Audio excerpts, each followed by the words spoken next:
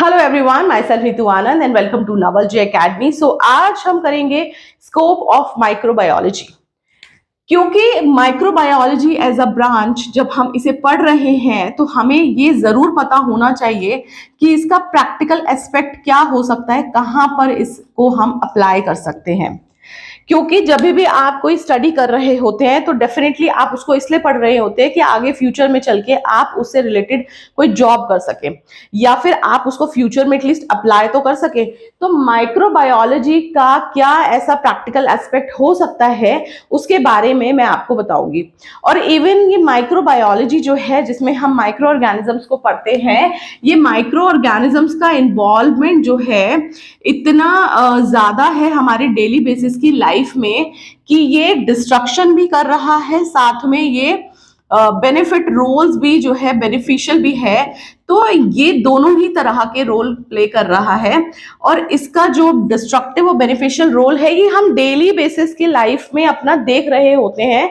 But बहुत जगह पे ऐसा होता है कि हमें अंदाजा भी नहीं होता है कि इसके अंदर कोई माइक्रो ऑर्गेनिज्म इन्वॉल्व होगा। तो इसीलिए हमें माइक्रोबायोलॉजी को बहुत ही अच्छे से डिटेल में पढ़ना चाहिए। हालांकि ये बहुत ही इंटरेस्टिंग सब्जेक्ट है, बहुत ही इंटरेस्टिंग ब्रांच ऑफ साइंस है जिसमें हम माइक्रो ऑर्गेनिजम्स को पढ़ते हैं और इवन नए नए जो चीजें हैं डेली हमारी वो निकल के आती हैं और हमें सरप्राइज हो जाते हैं हम ये सोचकर कि अच्छा इसमें भी कोई माइक्रो ऑर्गेनिज्म इन्वॉल्व होगा। तो मैं इसके बारे में आपको अब बताती हूँ। बेसिकली लुइस पास्चर ने फर्मेंटेशन का प्रोसेस दिया था और उन्होंने ये कहा था कि एक तरह का केमिकल रिएक्शन होता है जो कि कुछ माइक्रो ऑर्गेनिजम्स करते हैं और वो माइक्रो ऑर्गेनिजम्स रिस्पॉन्सिबल होते हैं। ये फर्मेंटेशन का प्रोसेस दिया था लुइस पास्चर ने। तो उन्होंने कहा था कि ये कुछ इस तरह का केमिकल रिएक्शन होता है जिसके अंदर जो शुगर है, शुगर क्या है, शुगर जो है कार्बोहाइड्रेट है। कार्बोहाइड्रेट हमें क्यों चाहिए होता है? कार्बोहाइड्रेट हमारा एनर्जी सोर्स है। अब आपने फूड में जब कार्बोहाइड्रेट खाया या फिर कोई भी ऐसा प्रोडक्ट जिसके अंदर कार्बोहाइड्रेट प्रेजेंट है उसको क्या करेगा, वो पर्टिकुलर माइक्रो ऑर्गेनिज्म कन्वर्ट कर देगा अल्कोहल में या फिर एसिड्स में। तो उन्होंने बोला कि ये फर्मेंटेशन का एक ऐसा प्रोसेस होता है जिसके अंदर माइक्रो ऑर्गेनिज्म का इन्वॉल्वमेंट होता है और माइक्रो ऑर्गेनिज्म शुगर को कन्वर्ट करता है अल्कोहल या फिर एसिड्स में। और ये एक्चुअल में बहुत बेनिफिट करता है क्योंकि हमारा जो प्रोडक्ट्स जो इसके थ्रू मिलते हैं वो हाईली डिमांड में होते हैं। तो उन्होंने कहा कि फर्मेंटेशन जो है किसी माइक्रो ऑर्गेनिज्म की हेल्प से होगा।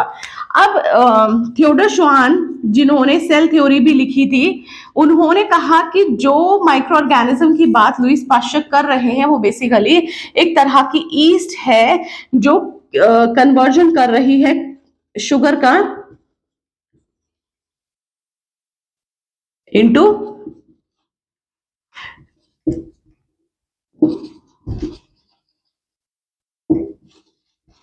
इथेनॉल या फिर एसिड्स में। तो उन्होंने ये बात बोली कि ईस्ट है और उन्होंने ये भी बताया कि ये एक तरह की ईस्ट यानी कि फंगस है जिसका नाम है सेक्रोमाइसिस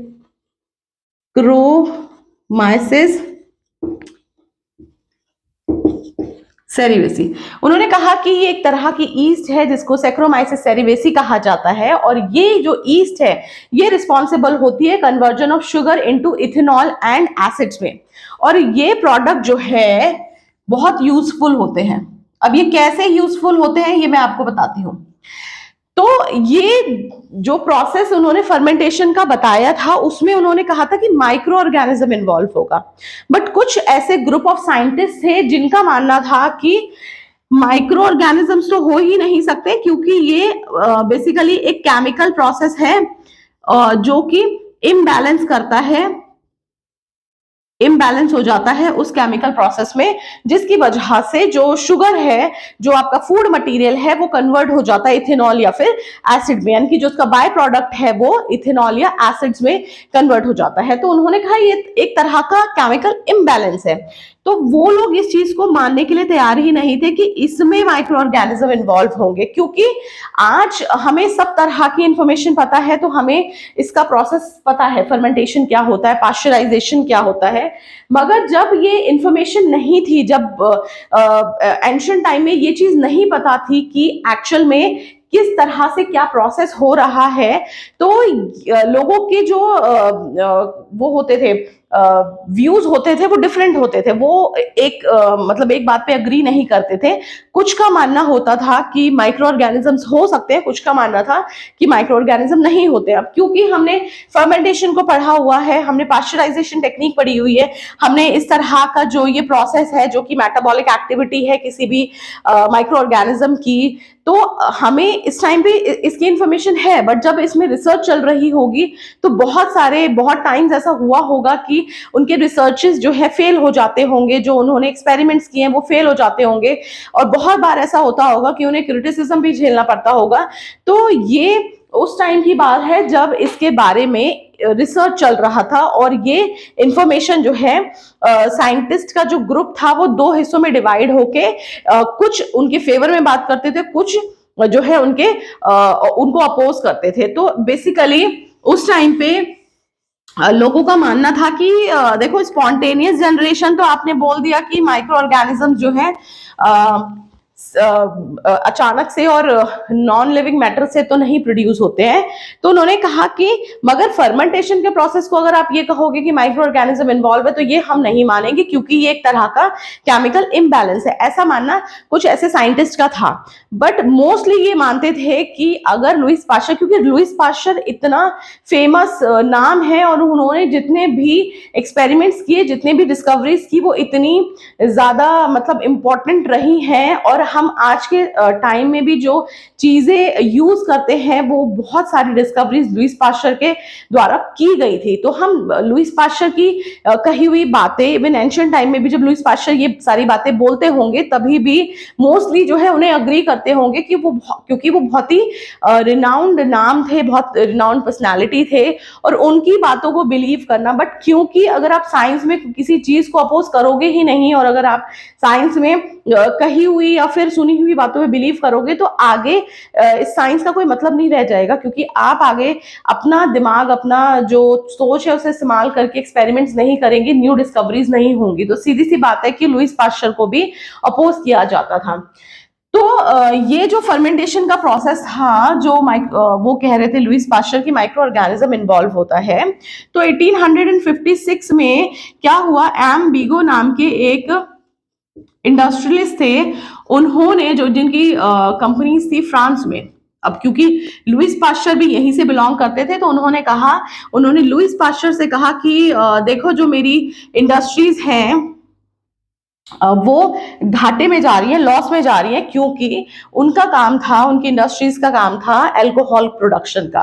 तो उन्होंने लुईस पाश्चर से कहा कि देखो, आप इन्वेस्टिगेट करो और मुझे ये बताओ कि ऐसा क्यों हो रहा है कि जो मैं बीट रूट यूज कर रहा हूं, यानी कि बीट रूट का जूस जो यूज किया जा रहा है उसको कन्वर्ट किया जा रहा है अल्कोहल में। तो उन्होंने कहा कि ये अल्कोहल अभी कुछ टाइम तक तो बिल्कुल सही बन रहा था, बट अब ना ये सार होता जा रहा है, खट्टा होता जा रहा है, जिसकी वजह से इसका जो खरीदारी है, यानी जो इसको खरीदने वाले जो लोग हैं, उन्होंने उसको खरीदने से मना कर दिया है। तो ये ऐसा क्यों हो रहा है कि खट्टा होता जा रहा है। तो उन्होंने लुईस पाश्चर से इस चीज के लिए कहा कि आप इन्वेस्टिगेट कीजिए कि ऐसा क्यों हो रहा है कि मेरी जो ये अल्कोहल की जो बेवरेजेस की इंडस्ट्री है उसमें लॉस में क्यों जा रही है। तो लुईस पाश्चर ने क्या किया, लुईस पाश्चर ने इन्वेस्टिगेट किया, और उन्होंने कहा कि शुगर से इथेनॉल जब बनता है तो उसके लिए इन्वॉल्व होता है ईस्ट, मगर कुछ ऐसे बैक्टीरिया होते हैं जो कि शुगर से लैक्टिक एसिड्स बना देते हैं, या फिर एसिड, जैसे मैंने कहा कि एसिड्स बना देते हैं। तो उन्होंने कहा कि लैक्टिक एसिड बनता है जो कि सार होता है।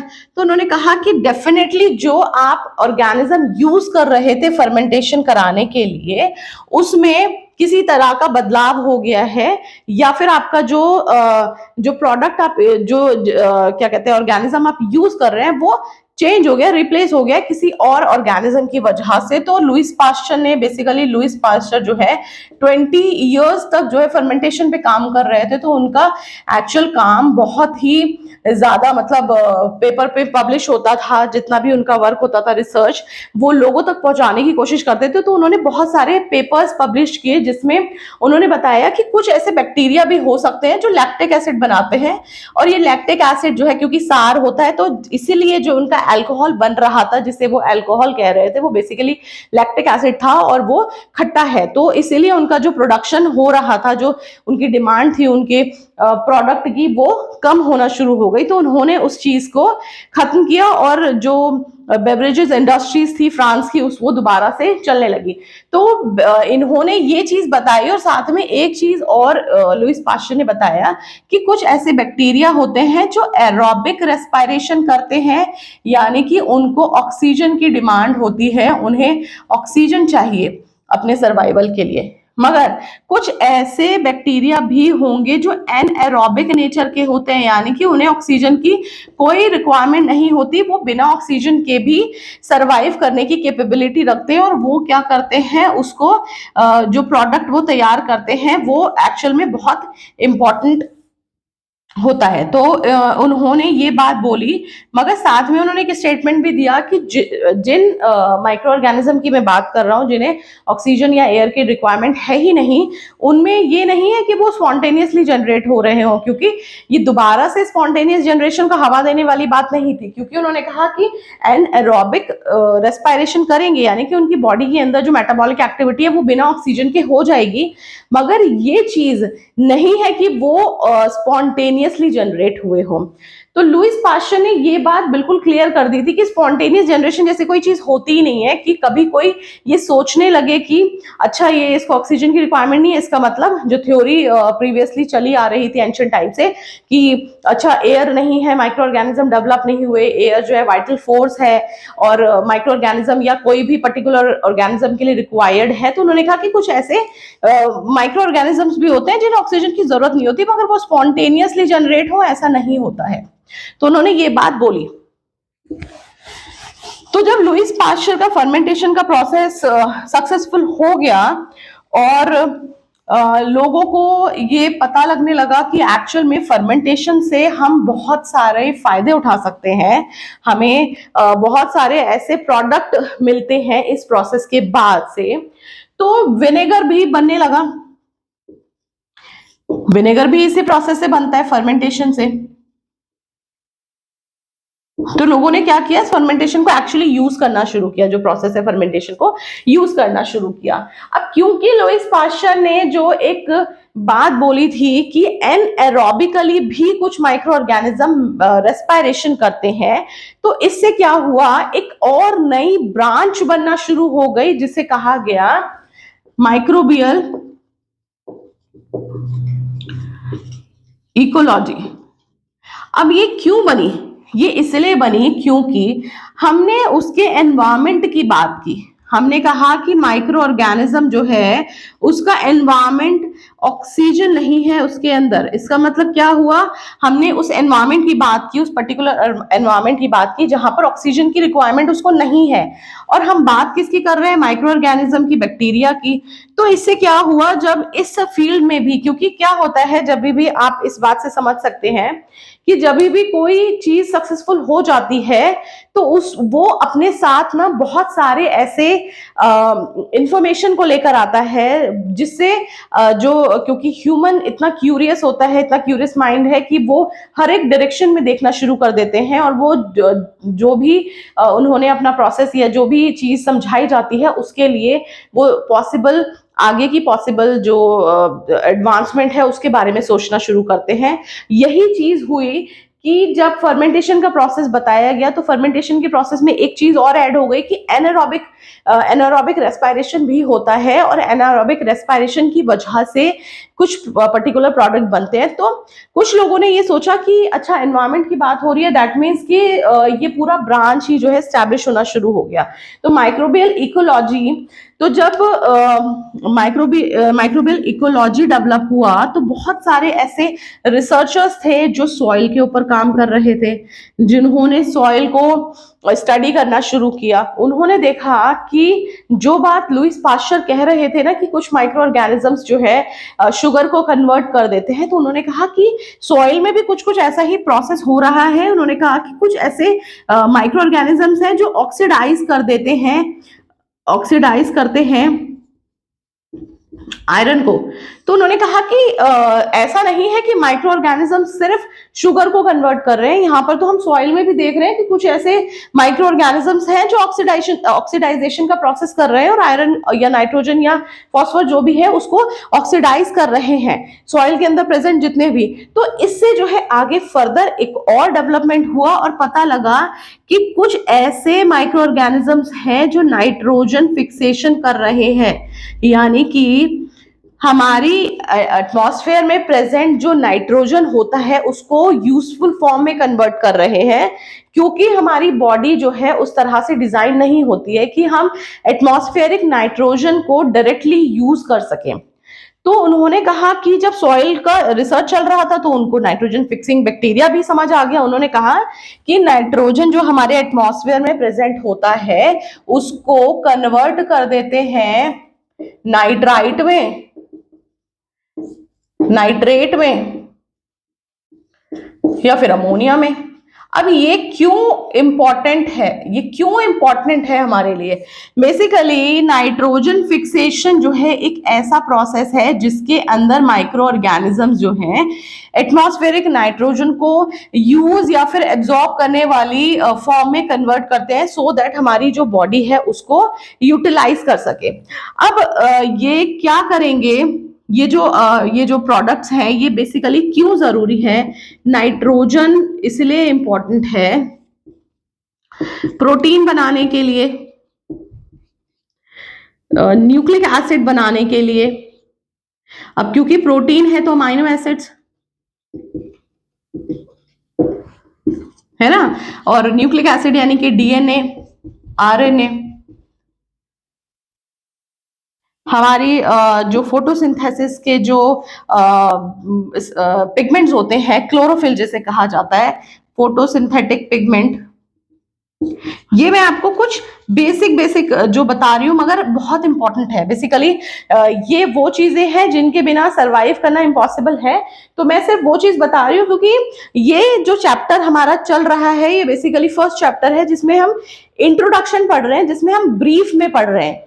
ये जितना भी मटेरियल मैं आपको दे रही हूँ इसको डिटेल में पढ़ा जाएगा, अभी सिर्फ ये इंट्रोडक्शन चल रहा है तो इसलिए बहुत छोटा छोटा आपको बताया जा रहा है। ये ब्रांच जो है बहुत बड़ी ब्रांच है और इसके अंदर हम बहुत सारी सब ब्रांचेस पढ़ते हैं और हम इसमें ये पूरा फोटोसिंथेसिस का प्रोसेस हो गया, नाइट्रोजन फिक्सेशन हो गई, कौन कौन से माइक्रो ऑर्गेनिज्म, कौन से बैक्टीरिया, कौन कौन से जो भी माइक्रो ऑर्गेनिजम्स है इन्वॉल्व होते हैं इन सब प्रोसेस में, इनको हम सबको डिटेल में पढ़ेंगे। तो अभी फिलहाल सिर्फ इंट्रोडक्शन चल रहा है तो आपका सिर्फ एक बेस डेवलप किया जा रहा है सो दैट आपको आगे जब मैं इसके बारे में डिटेल में समझाऊंगी, डिटेल में पढ़ाऊंगी, जो आने वाले लेक्चर्स में होगा तो उसमें आप जो है उसकी आपको क्लैरिटी रहेगी कि हाँ हमको माइक्रोबायोलॉजी में बेसिकली ये पढ़ना है। ये कोई छोटी ब्रांच नहीं है, ये बहुत बड़ी ब्रांच है और इसकी बहुत सारी सब ब्रांचेस हैं जो भी मैं अभी आपको थोड़ी देर में समझाऊंगी। तो फोटोसिंथेटिक पिगमेंट जो होता है क्लोरोफिल, इसके लिए भी ये नाइट्रोजन इंपॉर्टेंट होता है। अब क्लोरोफिल का तो आपको पता ही है कि अगर फोटोसिंथेसिस नहीं होगा तो लाइफ ही नहीं होगी। तो आप ये समझिए कि जो नाइट्रोजन है उसमें जो एटमॉस्फेरिक नाइट्रोजन होता है 78% के करीब अगर होगा तो हम उसे डायरेक्टली यूज नहीं कर पाते, यानी कि जो सेल है अल्टीमेटली हमारा मतलब या फिर ऑल ऑर्गेनिज्म जो है अर्थ के ऊपर उनको यूज करने का मतलब ये है क्योंकि हमने पढ़ा है कि सेल जो होती है ना वो बेसिक यूनिट होती है किसी भी ऑर्गेनिज्म की। तो जो सेल है, जब सेल होगी तभी टिश्यूज बनेंगे, तभी ऑर्गन्स बनेंगे, तभी ऑर्गन सिस्टम बनेगा और उसके बाद कोई ऑर्गेनिज्म डेवलप होगा। तो बेसिकली कहने का मतलब ये है कि ये सारी रिक्वायरमेंट जो है वो है सेल की। अब सेल ही नहीं बना, अगर एक सेल यूनिसेल्युलर है कोई ऑर्गेनिज्म तो सिंगल सेल को रिक्वायरमेंट होगी। अगर वो मल्टीपल सेल्स का बना होगा, जैसे ह्यूमंस जो ट्रिलियंस ऑफ सेल से बने हैं, तो ह्यूमन की हर एक सेल की रिक्वायरमेंट होगी ये नाइट्रोजन। और नाइट्रोजन ही नहीं होती है, और अदर प्रोडक्ट्स भी होते हैं जो कि रॉ मटेरियल की तरह काम करते हैं हमारे सेल को बनाने के लिए। तो उसमें से एक है नाइट्रोजन। तो आप ये सोचिए कि नाइट्रोजन इतना इंपॉर्टेंट है कि अगर नाइट्रोजन नहीं होगा, प्रोटीन नहीं बनेगी, न्यूक्लिक एसिड्स नहीं बनेंगे, हमारी बॉडी का जो सेल को बनाने का जो रॉ मटेरियल अगर वही नहीं होगा तो सेल ही नहीं बनेगी, सिंपल सी बात है। तो फिर कोई ऑर्गेनिज्म भी डेवलप नहीं होगा। इसलिए हम जो है नाइट्रोजन को इतना इंपॉर्टेंस दे रहे हैं, इसलिए हमारी बॉडी में नाइट्रोजन इतना इंपॉर्टेंट है। बट क्योंकि एटमॉस्फेयर में बहुत सारा नाइट्रोजन प्रेजेंट होता है और हमारी बॉडी उसे डायरेक्टली यूज नहीं कर पाती है, तो क्या किया जाता है, वो कुछ ऐसे माइक्रो ऑर्गेनिजम्स होते हैं जो उन्हें फिक्स करते हैं। अब हमने बहुत छोटी क्लासेस से भी पढ़ा है कि कुछ ऐसे लेग्यूमिनस प्लांट्स होते हैं जो जिनसे हमें दालें मिलती हैं, पल्सेस मिलते हैं। तो उन जो लेग्यूमिनस प्लांट है उनके रूट नोड्यूल में प्रेजेंट होते हैं नाइट्रोजन फिक्सिंग बैक्टीरिया। तो ये हम बहुत छोटी क्लास से पढ़ते हुए आ रहे हैं। तो नाइट्रोजन फिक्सेशन तो डेफिनेटली हमने बहुत छोटी क्लास से सुना हुआ है कि नाइट्रोजन फिक्सेशन भी एक तरह का प्रोसेस होता है, और फोटोसिंथेसिस भी हम बहुत छोटी क्लास से पढ़ते आ रहे हैं। तो डेफिनेटली वो भी आपको थोड़ा आइडिया जरूर होगा कि फोटोसिंथेसिस एक्चुअल में होता क्या है। तो नाइट्रोजन फिक्सेशन जो है कुछ तरह के लेग्यूमिनस प्लांट्स होते हैं जिनके रूट नोड्यूल में प्रेजेंट होता है, और उस रूट नोड्यूल से क्या करता है, वो कन्वर्ट कर रहा होता है नाइट्रोजन को यूजफुल फॉर्म में, जो कि हमारी बॉडी एब्जॉर्ब कर सके। तो जब हम इन सब चीजों को यूज करते हैं, खाते हैं, तो हमारी बॉडी क्या करती है, उसको यूज करती है न्यू सेल्स बनाने में, और हम जो पूरे ऑर्गेनिज्म है वो जो है उनकी लाइफ चलती रहती है। तो आप इसलिए शायद बहुत आपने सुना होगा कि प्रोटीन खाना चाहिए, और इवन जो हम लोगों की डाइट होती है, जो हमारा खाना होता है, अब मैं ह्यूमन के ऊपर इसलिए ज्यादा एम्फेसाइज कर रही हूँ क्योंकि एक्चुअल में यहाँ पर सबसे ज्यादा जो इंपॉर्टेंस दी जा रही है यहाँ ह्यूमंस की है, क्योंकि ह्यूमन की रिक्वायरमेंट बहुत ज्यादा है। हालांकि एनिमल्स और अदर ऑर्गेनिजम्स भी इक्वली इंपॉर्टेंट है, बट यहाँ पर क्योंकि हम अपने जो डेली बेसिस की रिक्वायरमेंट है उसको पूरा करने के लिए ज्यादा इंपॉर्टेंस देते हैं, तो यहाँ पर हमने प्रोटीन, और ऐसा नहीं है कि माइक्रो ऑर्गेनिजम्स को रिक्वायरमेंट नहीं है, माइक्रो ऑर्गेनिज्म को भी इक्वली इंपॉर्टेंट दी जाती है और उनकी भी इक्वल रिक्वायरमेंट्स है। तो यहाँ पर प्रोटीन हो गया, या फिर जो आपका जो वो होता है बायोमोलिक्यूल्स जिसे हम कहते हैं, वो चीजें जो हमारे डेली बेसिस में या फिर किसी भी सेल को बनाने के लिए जो एसेंशियल न्यूट्रिएंट्स होते हैं, उनका जो एसेंशियल न्यूट्रिएंट का जो होता है वो प्रोटीन होता है, कार्बोहाइड्रेट्स होता है, विटामिन्स होते हैं, मिनरल्स होते हैं,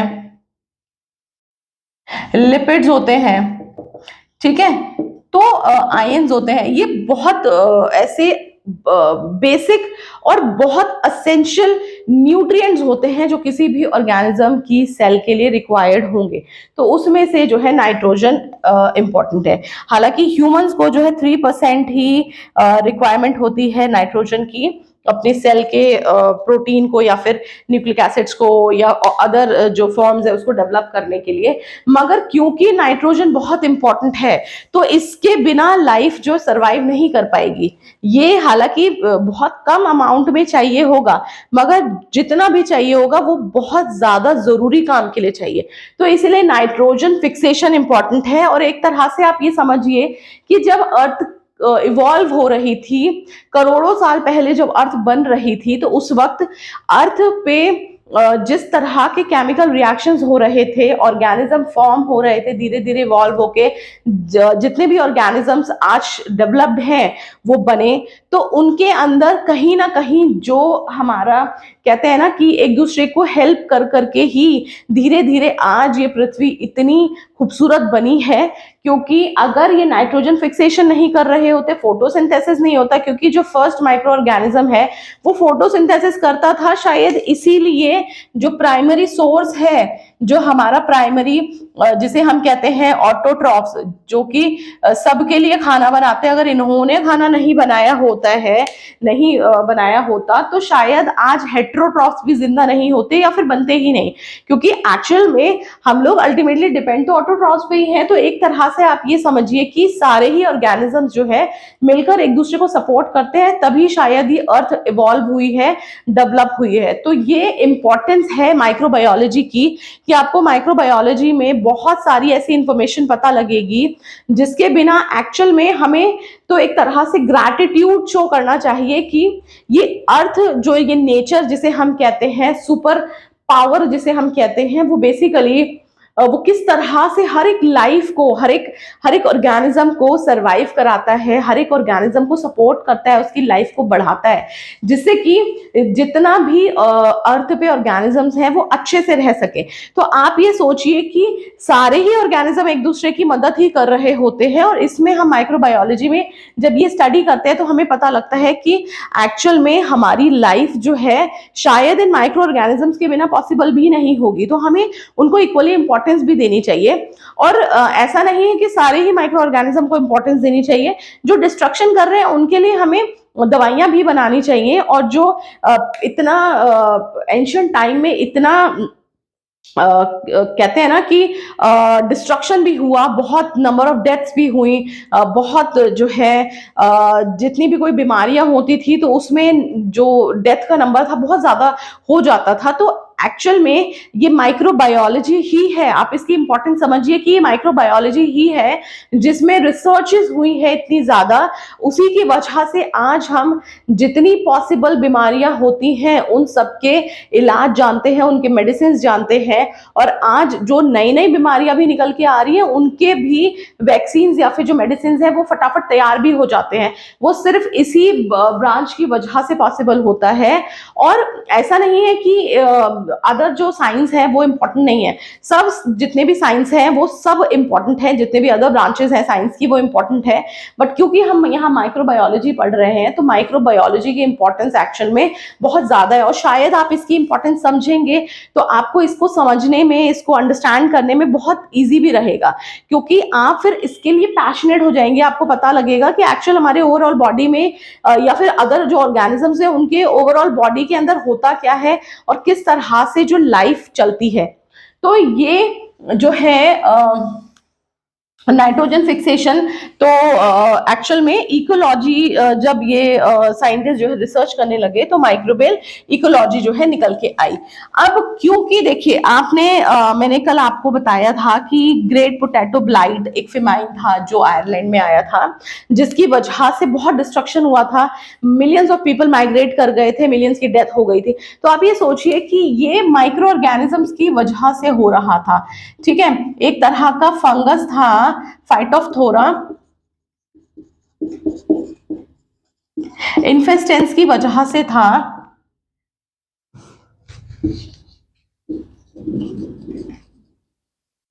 तो इसने क्या किया, अगर हम वहां पर रिसर्च नहीं करते और हम ये सोचकर कि अब तो आलू की फसल ही नहीं बोनी है, अब क्योंकि आलू लग नहीं रहे, 4-5 साल से बहुत ज्यादा भुखमरी फैली हुई है, अब हम इसको आलू को उगाएंगे ही नहीं, अगर ये सोच के हमने उस चीज को डिस्कार्ड कर दिया होता तो शायद हमें नहीं पता लगता कि फाइटोफथोरा इन्फेस्टेंस क्या होता है, ये कितना बड़ा डिस्ट्रक्शन कर सकता है। तो आप ये सोचिए कि माइक्रोबायोलॉजिस्ट जो है अगर कोई बीमारी आती है तो उसके लिए पेस्टिसाइड्स डेवलप करना या फिर किसी तरह के जो माइक्रो ऑर्गेनिज्म को किल करने के जो केमिकल्स है वो बनाना, या फिर जितने भी जो क्रॉप है उसकी ईल्ड को बढ़ाना, तो ये सब किसके थ्रू पॉसिबल हो जाता है। या फिर अगर डिस्ट्रक्शन हो भी रहा है तो जेनेटिकली मॉडिफाई कर दो उस ऑर्गेनिज्म को या उस पर्टिकुलर बीज को जहां से आप फसल ले रहे हैं। तो ये पॉसिबल एक्चुअली माइक्रोबायोलॉजिस्ट की ही वजह से होता है। तो इसकी एक्चुअल में ये तो मैं, आप ये समझिए कि ये इंपॉर्टेंस तो मैंने इसकी बहुत ही कम इंपॉर्टेंस बताई है। इसकी इंपॉर्टेंस तो आप जब आगे ये फर्दर इस ब्रांच को पढ़ेंगे, इसकी बहुत सारी जो सब ब्रांचेस है, जब आप इनको पढ़ेंगे तब आपको इसकी इंपॉर्टेंस का अंदाजा और ज्यादा हो जाएगा। तो बेसिकली माइक्रोबायोलॉजी जो है बहुत इंपॉर्टेंट है। तो यहां से जो है, क्योंकि माइक्रोबियल इकोलॉजी को स्टडी करना शुरू किया गया, सॉइल के बारे में, वाटर के लिए, एयर में, मतलब आप ये समझिए पूरे इकोसिस्टम को स्टडी करने लग गए, हमारे पूरे एनवायरनमेंट को स्टडी करने लग गए। और साथ में जब इन सब चीजों को स्टडी किया तो अलग अलग ब्रांचेस निकलने लगी, जैसे कि जेनेटिक्स, माइक्रोबियल जेनेटिक्स आ गया। तो बहुत जगह पे ऐसा होता था, क्योंकि मैंने पहले भी आपको बताया था कि कोई भी माइक्रो ऑर्गेनिज्म यूबिक्यूटस होता है, यानी कि वो हर जगह पे प्रेजेंट होता है। तो इसका मतलब क्या है, हर पॉसिबल एनवायरनमेंट में प्रेजेंट होगा। अगर सपोज कीजिए कोई ऑर्गेनिज्म जो है बहुत एक्सट्रीम एनवायरनमेंट में हम उसे रख दे, तो क्या पॉसिबिलिटी होगी कि वो या तो मर जाएगा या फिर अपने आप को इवॉल्व कराएगा। अगर वो इवॉल्व करा रहा है तो इसका मतलब उसके जीन में वो उसने कुछ इस तरह के चेंजेस किए हैं जिससे कि वो उस हार्श एनवायरनमेंट को सरवाइव करने की कैपेबिलिटी रख सके। जैसे कि कल मैंने एंडोस्पोर के बारे में आपको बताया था। अब आप ये सोचिए कि वो जो बैक्टीरिया है जो एंडोस्पोर बना रहा है, वो शुरू से तो शायद नहीं एंडोस्पोर बनाता होगा। जब उसे कुछ ऐसे एक्सट्रीम कंडीशंस मिलते होंगे, कुछ ऐसे अनफेवरेबल कंडीशंस मिलते होंगे जिनकी वजह से उसके नंबर, जो सेल्स के जो बैक्टीरिया है उसकी ग्रोथ जो है रुक रही होगी या उसकी पॉपुलेशन जो है कम हो रही होगी, तो उसने अपने लिए कुछ डिफेंस मैकेनिज्म डेवलप किए होंगे अपने आप को बचाने के लिए, तब जाके एंडोस्पोर बना। इसका मतलब क्या है, उसके जीन में इस तरह के डिफेंसिव जो है जीन्स होते होंगे, उसकी बॉडी में कुछ तरह के ऐसे डिफेंसिव जीन्स होते होंगे जो कि एंडोस्पोर का फॉर्मेशन कर रहे हैं। और सिंपल सी बात है, अगर कोई ऑर्गेनिज्म है तो वो ऑर्गेनिज्म सिर्फ ये सोच के मर जाए कि हम तो कोशिश ही नहीं कर रहे जिंदा होने की, हम तो कोशिश ही नहीं करेंगे कि हम सरवाइव कर सके, तो ऐसे तो फिर जितने भी ऑर्गेनिज्म है ये सभी अर्थ के ऊपर से धीरे धीरे धीरे खत्म हो जाएंगे। क्योंकि एक स्टेटमेंट कही जाती है इकोलॉजी में, सर्वाइवल ऑफ द फिटेस्ट, यानी कि जो सबसे ज्यादा ताकतवर होगा ना, जो जिसके अंदर सबसे ज्यादा पोटेंशियल होगी वो सरवाइव करेगा। और जो ऑर्गेनिज्म उसके अगेंस्ट काम ही नहीं करेगा या फिर अपने आप को डिफेंड ही नहीं करेगा या बचाने की कोशिश ही नहीं करेगा, वो धीरे धीरे उसकी पॉपुलेशन खत्म हो जाएगी।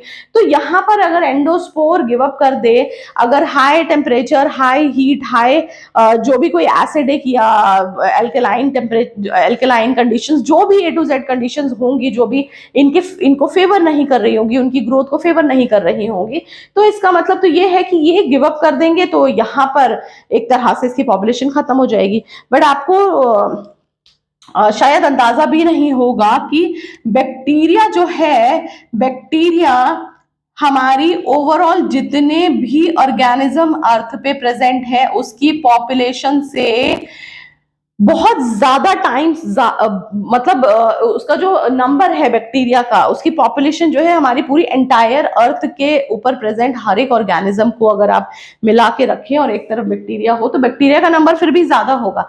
तो आप ये समझिए कि बैक्टीरिया जो एक सबसे ज्यादा पॉपुलेटेड जो ऑर्गेनिज्म है, सबसे ज्यादा इसी की पॉपुलेशन है, अगर यही सरवाइव करने की स्किल को ही छोड़ दे और गिव अप करना शुरू कर दे, तो एक टाइम ऐसा आएगा जब बैक्टीरिया पूरी तरह से खत्म हो जाएगा। और आप क्योंकि ये जानते हैं कि बैक्टीरिया का बहुत ही ज्यादा बेनिफिट्स हमारे लिए है, तो अगर बैक्टीरिया खत्म हो गए तो एक तरह से हमारा सर्वाइवल भी एक क्वेश्चन मार्क लग जाएगा कि क्या ह्यूमंस या अदर ऑर्गेनिज्म सर्वाइव कर पाएंगे या नहीं। तो आप ये समझिए कि माइक्रो ऑर्गेनिज्म में बैक्टीरिया जो है बहुत ही ज्यादा इंपॉर्टेंट है। इवन जितने भी माइक्रो ऑर्गेनिज्म है सभी इंपॉर्टेंट है। तो आप ये समझिए कि अगर एंडोस्पोर बनाने की कैपेबिलिटी को वो खत्म कर दे तो माइक्रो ऑर्गेनिज्म धीरे धीरे खत्म हो सकते हैं। बट ऐसा नहीं होता है, क्योंकि बैक्टीरिया है या फिर जो अदर ऑर्गेनिजम्स हैं ये अपने डिफेंस में भी काम करते हैं, कुछ ना कुछ ऐसा टेक्निक जिसे आप कहते हैं ना रेजिस्ट कर लिया। अब ये जो रेजिस्टिंग पावर है बैक्टीरिया की ये खत्म नहीं हो सकती है, और इवन ये किसी की भी खत्म नहीं हो सकती है, क्योंकि जो नेचर है, नेचर हमारी बॉडी को डिजाइन ही इस तरह से करता है कि हम अपने आप को डिफेंड तो डेफिनेटली करेंगे। जैसे फॉर एग्जांपल ह्यूमन बॉडी की बात मैं करूं, अगर कोई बीमारी बॉडी के अंदर गई है और आप डॉक्टर के पास नहीं जाते हैं, तो ऐसा नहीं होगा कि आप धीरे धीरे धीरे उस बीमारी का शिकार होकर मर जाएंगे। आपकी बॉडी उस दम तक जो है जब तक मेहनत करेगी, जब तक उसको बाहर, माइक्रो ऑर्गेनिज्म को बाहर फेंकने की कोशिश करेगी, जब तक आप ठीक नहीं हो जाते हैं। तो ये जो है हमारा डिफेंस मैकेनिज्म है, और शायद यही चीज जो है बैक्टीरिया भी फॉलो करता है। बैक्टीरिया अपने आप को रेजिस्ट कर लेता है किसी भी अनफेवरेबल कंडीशन के लिए, तो उसकी वजह से क्या होता है, वो सर्वाइव कर जाता है। तो यहाँ पर हमने, और ये पॉसिबल कैसे हो पाता है, ये जेनेटिक्स, जो उनके जीन्स है उनमें मॉडिफिकेशन की वजह से ही पॉसिबल होता है। तो माइक्रोबियल जेनेटिक्स भी जो है उसके बाद जो है आगे फर्दर जब स्टडी होना शुरू हुआ, तो आगे जो है उनकी सब ब्रांचेस निकलना शुरू हो गई। माइक्रोबायोलॉजी में हमने माइक्रो ऑर्गेनिज्म को जब डीपली स्टडी करना शुरू किया, तो हमें पता लगा कि सिर्फ माइक्रोबायोलॉजी ही नहीं है, हम बेसिक नहीं पढ़ रहे हैं, यहाँ पे हम लोग इकोलॉजी भी पढ़ रहे हैं, जेनेटिक्स भी पढ़ रहे हैं। बहुत सारे ऐसे माइक्रो ऑर्गेनिजम्स हैं जिनके जीनोम्स, जिनके जीन को स्टडी किया जा चुका है, मैक्सिमम को स्टडी किया जा चुका है। मगर देखिए एक सरप्राइजिंग बात यह है कि अभी तक माना जाता है कि 1 या फिर 2% ही जो माइक्रो ऑर्गेनिजम्स हैं, बैक्टीरिया है, अभी तक सिर्फ उन्हीं को हम पता लगा पाए हैं। अभी बहुत सारे 97-98% तो ऐसे हैं जो अभी डिस्कवर ही नहीं हुए। तो आप ये सोचिए कि अभी इनका नंबर ही इतना कम हम डिस्कवर कर पाए हैं माइक्रो ऑर्गेनिजम्स का। तो ये तो बहुत लंबा नंबर है, और इवन इसमें माइक्रोबायोलॉजिस्ट की रिक्वायरमेंट बहुत ज्यादा होगी। तो यहाँ पर माइक्रोबायोलॉजी की डिमांड जो है हमेशा से रही है और हमेशा रहेगी। तो ऐसा नहीं होगा कि आप नियर फ्यूचर में माइक्रोबायोलॉजी पढ़ के खाली बैठ जाए, ऐसा नहीं होगा। तो आपको बस करना इतना है कि माइक्रोबायोलॉजी को बहुत ध्यान से और बहुत पैशनेटली पढ़ना पड़ेगा। आपको ये सारी चीजें ऐसे पता होनी चाहिए कि आपको एक्चुअल में काम करके मजा आए, तो तब आप इसको जस्टिफाई कर पाओगे कि हाँ आपने माइक्रोबायोलॉजी पढ़ी है। तो आप मेरे वीडियोस में बने रहिए और मुझे सपोर्ट कीजिए, सो दैट मैं नए नए वीडियोस लेकर आऊं और आपको इन्फॉर्मेशन दूं माइक्रोबायोलॉजी की। और अभी क्योंकि माइक्रोबायोलॉजी जस्ट स्टार्ट हुआ है, अभी तो बहुत लंबा हमें जाना है, और बहुत ऐसी वीडियोस हमें देनी है आपको जिसमें आप पूरी ब्रांच ऑफ साइंस माइक्रोबायोलॉजी को पढ़ सकें।